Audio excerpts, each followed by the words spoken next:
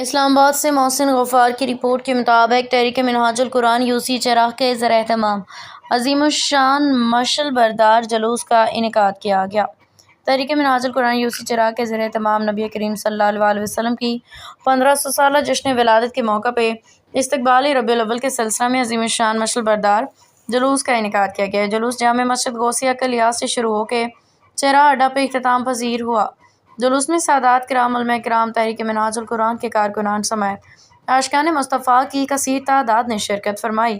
اس موقع پہ بالخصوص سید کوثر علی شاہ بخاری، علامہ سید سجاد علی شاہ بخاری، علامہ سید اسد حسن حسین شاہ گردیزی، سید شمس حسین شاہ بخاری سمیت دیگر علماء کرام، مشائخ اعظام نے خصوصی شرکت فرمائی اور جلوس کے شرکاء سے خطاب فرمایا۔